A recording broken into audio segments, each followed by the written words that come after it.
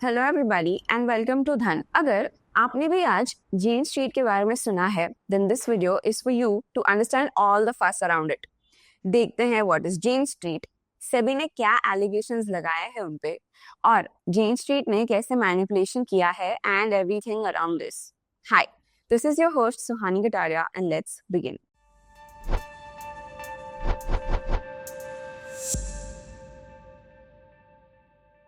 तो सबसे पहला question, what is Jane Street या जेन स्ट्रीट कौन है? सो जेन स्ट्रीट एक ग्लोबल लेवल की क्वांटिटेटिव ट्रेडिंग फर्म है जो दुनिया के कई शेयर मार्केट्स में ट्रेडिंग करती है, खासकर डेरिवेटिव्स, ईटीएफ्स और हाई फ्रीक्वेंसी ट्रेडिंग में एक्सपर्ट है। इंडिया में उनके मल्टीपल एंटिटीज के जरिए काम होता है। उनके जो मल्टीपल एंटिटीज है वो है Jane Street Asia trading, Jane Street India trading private limited, Jane Street Asia LLC and JSI investments private limited. ये इंडिया बेस्ड एफपीआई है। अब सेबी ने क्या एलिगेशंस लगाए हैं? सेबी का कहना है कि जेन स्ट्रीट ने इंडियन स्टॉक मार्केट्स, खासकर निफ्टी 50 और बैंक निफ्टी डेरिवेटिव्स में कुछ मैनिपुलेटिव और सोफिस्टिकेटेड स्ट्रेटजीज का यूज किया, जिससे उन्होंने मार्केट को फंसाया और अनलॉफुल प्रॉफिट्स कमाए हैं।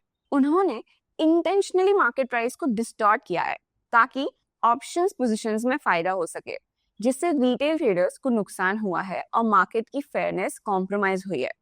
अब देखते हैं उन्होंने कितना प्रॉफिट कमाया है और कितने पीरियड में। तो जो उनका टोटल एस्टिमेटिंग ट्रेडिंग प्रॉफिट है from Jan 23 to March 25 is around 36,502 crore और ऑप्शंस की जो कमाई है वो है 43,289 करोड़। सेबी के हिसाब से जो अनलॉफुल प्रॉफिट है वो है 4,843 crore which is around $560 million and जो टोटल वायलेशंस है वो 21 अलग अलग इंसिडेंट्स में हुए हैं। अब समझते हैं कि उन्होंने मैनिपुलेशन कैसे किया है और उनके क्या की स्ट्रेटजीज थे। पहला था intraday index manipulation strategy which is a two-phase strategy. अब ये कब हुआ? तो 15 बैंक निफ्टी एक्सपायरी डेज पर किया गया है, Jan 24 से March 25 तक। अब स्ट्रेटजी का ब्रेकडाउन समझते हैं। तो पहले फेज में जेन स्ट्रीट ने बैंक निफ्टी के हैवी वेट स्टॉक्स जैसे HDFC bank, ICICI bank, SBI, axis bank का बड़ा क्वांटिटी में अग्रेसिव बाइंग किया। इससे बैंक निफ्टी इंडेक्स ऊपर गया और पुट पोजीशंस सस्ते हो गए एंड कॉल ऑप्शंस महंगे। इसी समय उन्होंने ऑप्शंस में बड़े शॉर्ट पोजीशंस बना लिए। शॉर्ट पोजीशंस मतलब सेलिंग वाला पोजीशन। अब फेज 2 में उन्होंने क्या किया? वो सुबह खरीदे गए स्टॉक्स या फ्यूचर्स को अग्रेसिवली सेल करते थे, जिससे इंडेक्स नीचे आता था। इससे पुट ऑप्शंस का प्राइस बढ़ता था और कॉल ऑप्शंस गिर जाते थे और उनके ऑप्शन पोजीशन से ह्यूज प्रॉफिट होता था। अब इसके पीछे का रियल इंटेंट समझते हैं। कैश या फ्यूचर ट्रेडिंग से लॉस होता है।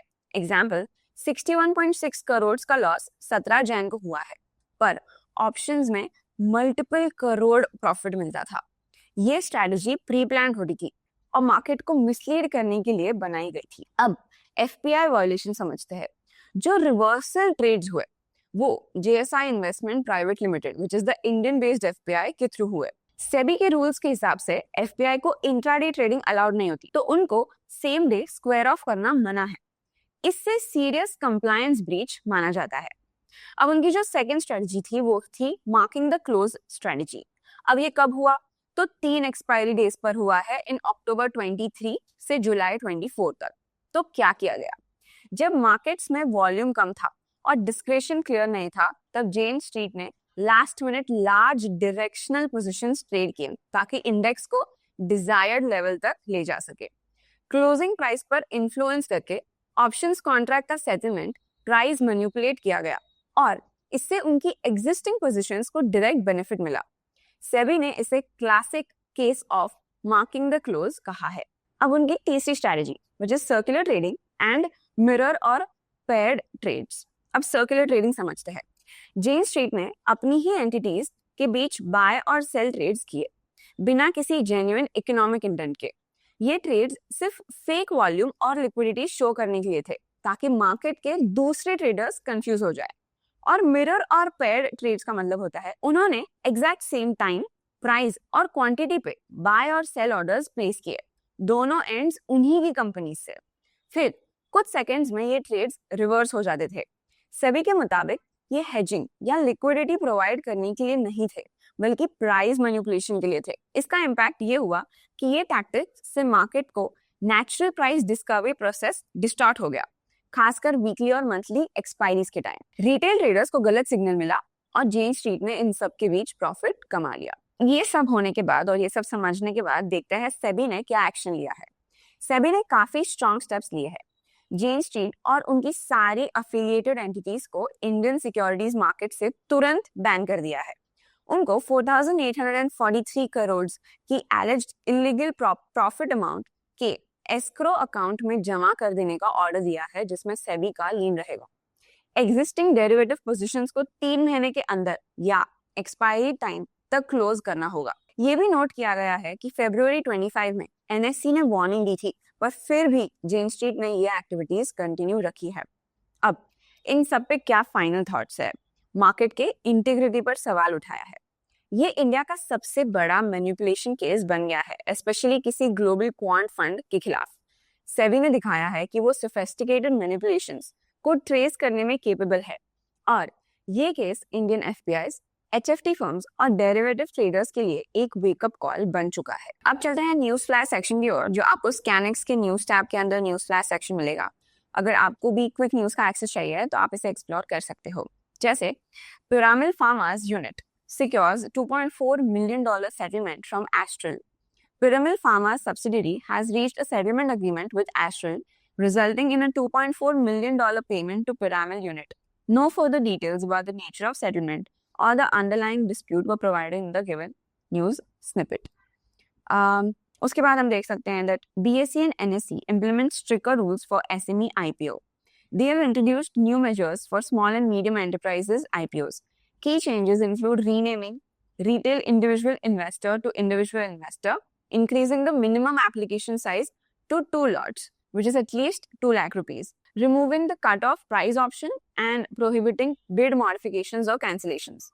These rules are effective from July, aiming to curb the speculative activity in the SME IPO. उसके बाद हम देख सकते हैं that India considers suspending trade concessions in response to the US actions.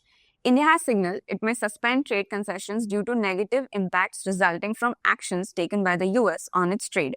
This move suggests tensions in the trade relationship between India and US.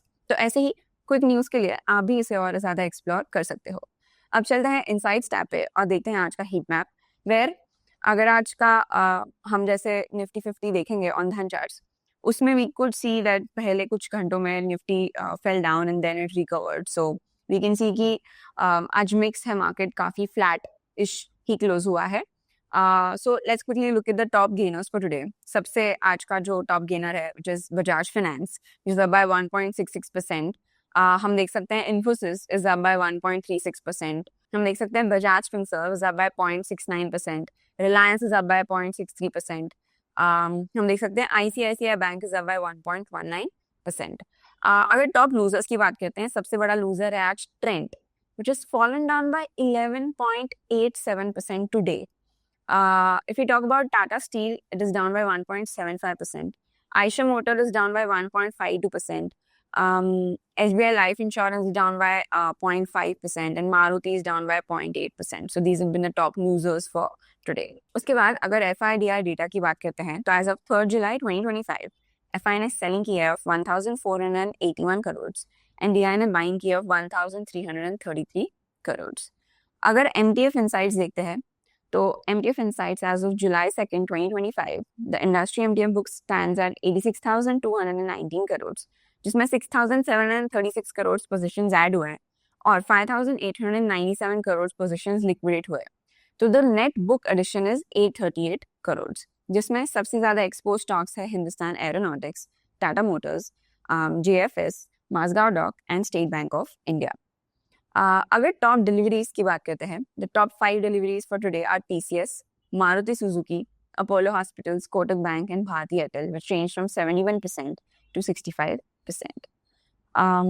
अब चलते हैं डन चार्ट्स पे and let's analyse Nifty 50 for today. तो मैंने ये आली चार्ट लगा दिया है। जब मार्केट ओपन हुआ तो एक डोजी कैंडल बनी, दोनों साइड पे काफी पुलिंग थी, बट इवेंचुअली मार्केट थोड़ा मतलब in the first hour it closed with in the range.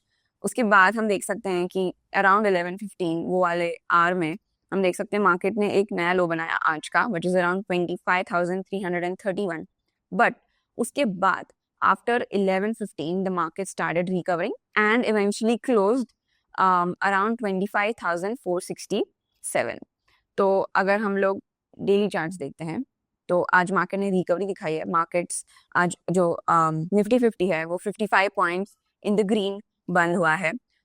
So we can see that Nifty opened around 25,428, made a high of 25,470, made a low of 25,331, and eventually closed around 25,461. अभी भी वो उसके 20 EMA और 50 EMA के ऊपर है और उसका RSI is at 60.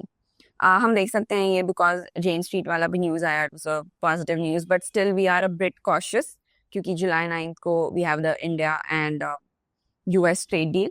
तो आई वुड सजेस्ट कि आप लोग कॉशियस ही रहो, हर डिप पे बाइंग करो एंड दैट्स इट. अगर सेंसेक्स की बात करते हैं तो सेंसेक्स भी it open around 83,306, made a high of 83,477, made a low of 83,050 and eventually closed around 83,432. Sensex भी 193 पॉइंट्स इन द ग्रीन बंद हुआ है. अगर हम इंडाइसेस की बात करते हैं तो सारे इंडाइसेस आज ग्रीन में बंद हुए हैं accept 2. The top 2 losers are Nifty Mid Cap and Nifty Auto, just down by 0.3 and 0.1% respectively. बाकी सारे जो सेक्टर्स हैं वो ग्रीन में बंद हुए हैं, जिसमें सबसे ज़्यादा अगर टॉप गेनर देखते हैं तो वो है Nifty realty and Nifty pharma and Nifty IT, which is up by 0.9 and 0.8%. So that's it for today. I'll see you on Monday. तो क्या लगता है आपको, क्या जेन स्ट्रीट जैसा कोई और भी निकल सकता है या सेबी ने ऐसे क्या एक्शंस लेने चाहिए कि अगला कोई जेन स्ट्रीट बने ही ना? Tell us in the comments. Until then, like, share and subscribe and stay curious and stay updated. Investments in the securities market are subject to market risk. Read all the related documents carefully before investing.